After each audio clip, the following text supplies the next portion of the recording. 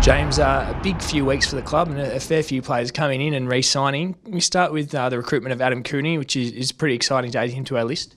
Look, Adam's very exciting for us. He's obviously been a Brownlow medalist and an excellent player for the Western Bulldogs. And whenever you can bring quality and talent into your team, you should be very excited.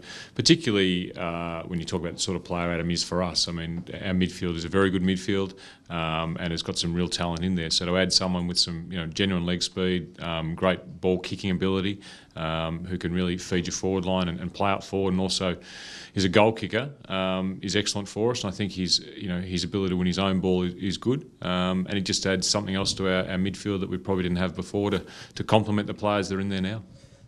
Do you see him playing sort of mainly up forward or through the midfield, a bit of mix of both? Yeah, I think a mix of both. We'd certainly, like him to play through the midfield a fair bit, but also up forward. I think that's the way he's played most of his football, and he might even venture down to half-back if we get an opportunity as well.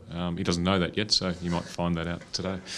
Paddy Ryder left, obviously, as part of that trade, and we got in Jonathan Giles. What do we know of Jonathan? What role do you see him playing? Yeah, we've been keeping track of Jonathan for quite a while. Adrian Dodoro, who's done an amazing job in this trade period and also with the signatures of our players, bought Jonathan here back in the 2011 pre-season, and he did a week's training here, so we've been watching his progression from that time, and he's been fantastic for GWS. So we've always liked him as a person and also as a footballer. So when he was, when Paddy looked like leaving, we looked around and he was our favourite option, and we're very excited to have Jonathan come to the side, both as a footballer and as a person. I think he's a quality individual, and the Essendon supporters will grow to love him. In his 50 games at the Giants, I think he hit around the 40 goals or around that mark, so he's got the ability to go forward as well. Is that exciting? Definitely. I mean, ruckmen who can just play ruck I think are a little bit limited. Obviously, that's their main role, but with the way the game is and your ability to rest players up forward, or the speed of the game, you don't want to have too many guys who can just play one position. So the fact he can play up forward and in the ruck complements Tommy, who is will have a big year this year, an excellent ruckman, because Tommy can play forward and in the ruck, and Jonathan can do that as well. And obviously Joey Danaher, can pinch hit in the ruck as well. James Gwilt, we got him under the free agency. What's he going to add to our backline? I think James is a very versatile player.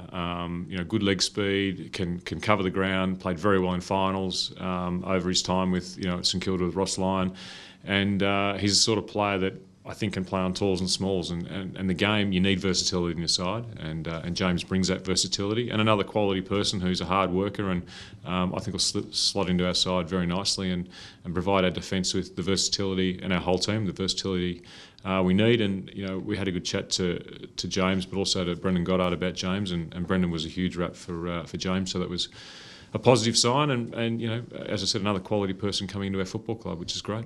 Three guys we've talked about are sort of over 25 and have a fair bit of experience. Was that something that we went out searching for this trade period?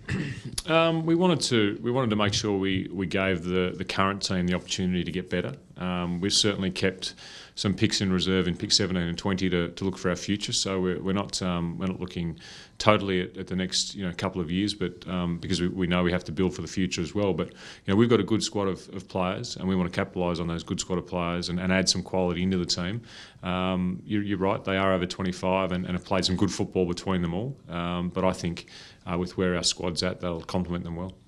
A few re-signings in the last few weeks. Ben Howlett was the big one for 2 years. Can you take us through the process there? It sort of took a while to get done.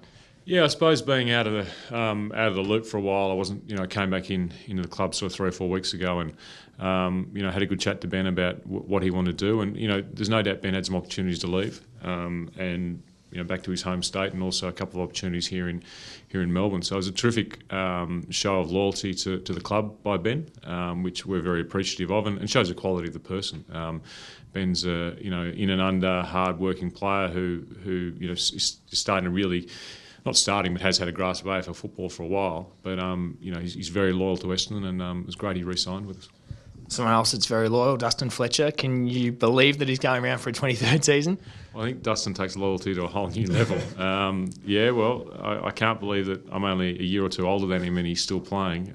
My body, there's no way to be able to play AFL football. So it's a credit to Fletch that he's come up for another season. I think the 400 games is a fantastic landmark for him. But in talking to him, it wasn't just about, it wasn't necessarily about that. I mean, he thinks he's got something to contribute, as do we, to the side, not just on the field but off the field in terms of the way he coaches and the way he develops players as well. And, Fletcher will play a lot of football next year, and particularly, hopefully, at the end of the year, where his experience will really help us. The other one that's re-signed last week is Will Hams. He had a fair bit of injury problems last year, but the year before, in his first season, when you were coach, he seemed to really flourish sort of in his first season. Yeah, Will's an excellent young man, and he disappointingly this year, injuries prevented him from playing any football at all, really, which was disappointing for the club because we were very excited after his first year. We picked him up as a rookie for the 2013 season, and we've loved the way he goes about his football, loved the way he goes about everything he does. So we're very excited that he's re-signed, and he should play a lot of football for us next year, and plenty of AFL football, I think. But for the future, he's a terrific player for us. They've got the drafts coming up and a few coaching announcements over the next few weeks. Is that where the focus turns? Yeah, definitely. We've got pick 17 and 20, and we'll upgrade Paddy Ambrose onto our list in that draft week. So we have to get 17 and 20 right. And as I said, this trade period was about ensuring we had some picks in the first round with 17 and 20, and also ensuring that we looked after today and looked after the future. So we think we're going to do that. We'll be watching a lot of vision. Adrian Dodoro's team is hard at work at the moment. They've been hard at work for a long time, ensuring we do the best of those picks that we can, and we have a few more very good players on our list. We've got a couple of coaching positions that we need to fill, which we're almost done on, and then we're just we're planning for pre-season and also planning for the year. I think, as people think that there's an off-season AFL football, but there's definitely no off-season. Most of the guys get back into town, most of the coaches get back into town on Monday, and we'll be hard at work getting our season planned. James, thanks for the update and good luck with it. Thanks very much.